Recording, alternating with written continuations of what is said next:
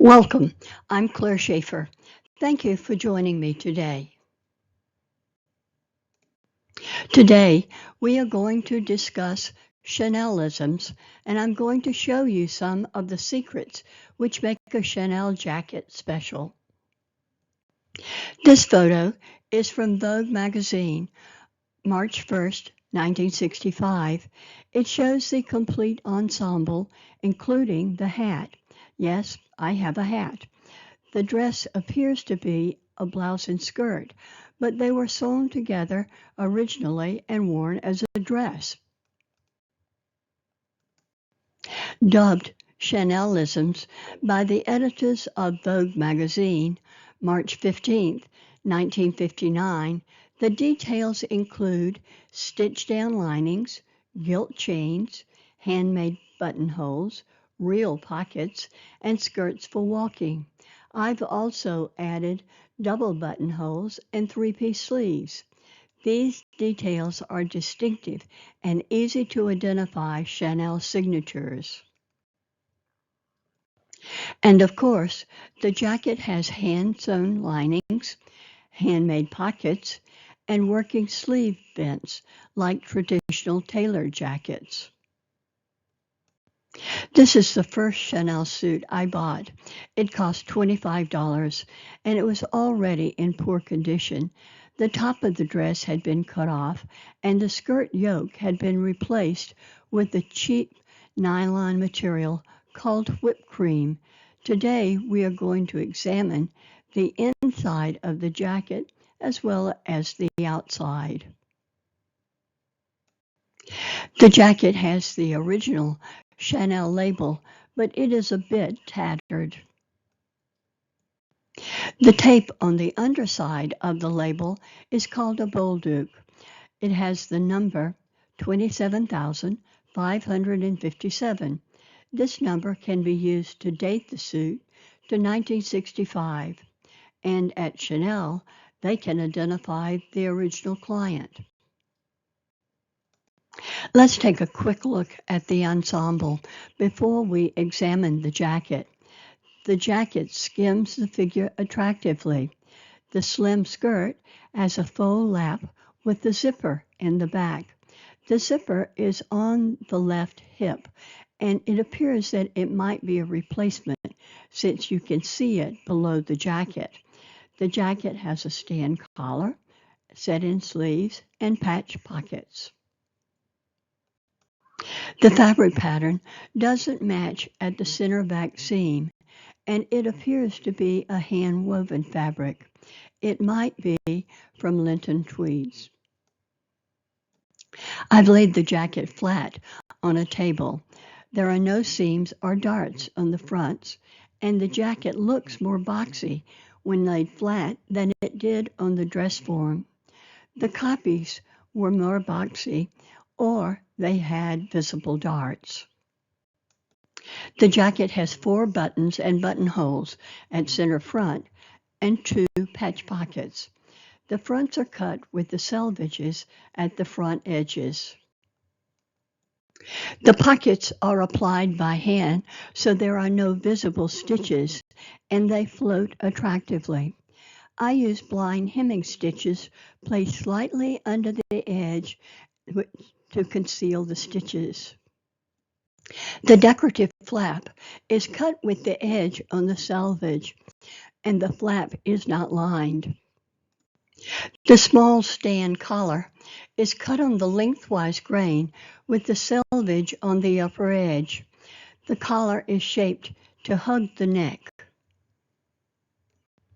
At the ends of the collar and on the front extensions, the selvage has been cut off and resewn.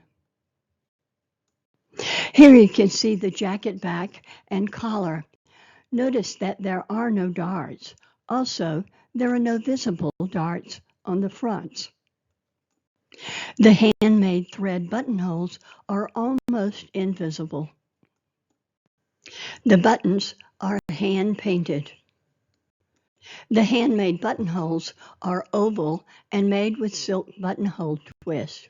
They are quite different from the buttonholes which you see on a traditional tailor jacket.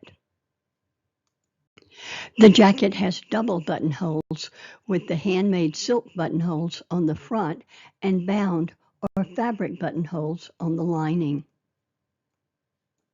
When you examine the buttonhole, you can see that the welts are finished by hand the same way you finish a regular bound buttonhole. The lining is silk gauze, which has a lino weave. It doesn't ravel as badly as other fabric weaves, but it is very fragile and does not wear well. The Chanel three-piece sleeve is unique. It has a seam at the center, so the embellished vent is more noticeable from the front when the jacket is worn. The three-piece sleeve has a narrow undersleeve. On this jacket, the undersleeve is 1 3/4 inches wide. The sleeve has an open vent with 2 buttons and thread buttonholes. The sleeves are trimmed with the black selvage piping. When you open the vent, you can see the back of the thread buttonholes. They are very unattractive, especially when the thread does not match the lining. This is why the buttonholes on the front have a faux bound buttonhole, which covers the wrong side. The selvage piping was cut off and hand sewn to the seam allowances at the sleeve, wrist, and vent. Then the lining was finished to cover the raw edges of the piping. I have opened the jacket so you can see the lining and the quilting. On this jacket, the quilting has silk threads on the lining and cotton threads on the fabric. The quilting rows are spaced 1 3/4 inches apart. The threads are knotted in between the layers of the lining and the fabric. The spacing of the quilting rows is determined by the design of the jacket fabric. Here they are located on the bold white lines. On some jackets, the quilting is much more obvious, and since most copies were not quilted, the quilting that showed was considered a status symbol. The quilting ends 2.5 inches below the collar. There is no interfacing or underlining between the back and back lining. The collar is nicely finished with a double layer of silk gauze. There is a fold at the top of the collar lining, and the raw edges are turned under at the neckline seam and at the ends. I've removed a few stitches at the folded edge so you can see the inside of the collar when I hold the fold out of the way. There are no interfacings on the front. The quilting rows in 2 inches from the hem. The gilt chain is coming off the front because the threads have broken and it has already fallen off the back. On the back, you can see the understitching, which was under the chain. It was made by hand with very small back stitches. A chain is sewn at the hem so the jacket will hang properly. The chain is very crooked because it was eased to the hem so the chain would expand with the give of the fabric when the jacket is worn. This jacket had vents on the sides, and so the chain was in 3 pieces. The pocket is lined with silk gauze. Again, there is no interfacing. When we peek under the lining at the front edge, we can see the back of the buttonhole and a piece of lining selvage at the edge to prevent the edge from stretching. The selvage is sewn on with running stitches at the selvage edge and catch stitches at the cut edge. Catch stitches are called herringbone stitches in many countries. Originally, I thought the chenille was part of the selvage, but it has been sewn to the edges instead. You may question why the front edges need a stay, since the lengthwise grain doesn't stretch as much as the cross grain. But it does stretch, sometimes just from the weight of the fabric, and sometimes because the fabric was mishandled during the garment's assembly. This photo is misleading. It looks like the welts were first sewn to the lining. Instead, the welts were sewn to the back of the buttonhole first. Then the lining was finished around the welts like a traditional bound buttonhole. Notice how the sleeve lining wraps over the underarm seam, so there is plenty of length in the sleeve lining. Also, there is a small bust dart on the lining front. There is a bust dart on the lining. On the front, the dart has been converted to ease. The fabric is eased to the underarm panel over the dart on the lining. The ease at the seam line is very smooth and not noticeable. I mark the seam on the right side with an arrow. This is the wrong side of the ease section. After the fabric was eased, it was sewn to a scrap of gauze with diagonal stitches to maintain and support the shape. The shoulder seams and arm size seams have been pressed open and they are very flat.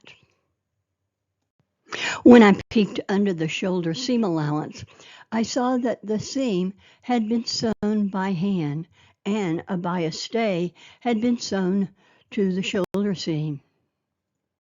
The bias stay has been pressed to remove the stretch so the seam will hold its shape. A bias stay is also sewn to the neckline seam. This is the wrong side of the shoulder and arm size seams. The arrow marks the seam allowance at the top of the sleeve cap. The sleeve cap is very smooth. The center seam is next to the pink yarn and does not match the shoulder seam, but it doesn't matter. You can't see the seam on the sleeve. This chain has been resewn. When sewn at Chanel, you cannot see the stitches on the chain. Each stitch is close to the adjacent chain link so that it's hidden. The front lining is smoothed over the shoulder seam. Then the back lining is smoothed over the front and finished by hand. At the outset, this jacket appeared to be a simple cardigan, but the construction is much more interesting and complex than we imagined. These features continue to be popular on the Chanel suits today. Here is the hat. I bought the hat at auction after it was deaccessioned from a museum. They probably deaccessioned it because they didn't have a suit. I have seen 3 different Chanel suits made from the fabric. I wonder if the hat belonged to one of them. Thank you for joining me today. If you haven't joined my channel, now is a good time, and I always enjoy reading your posts.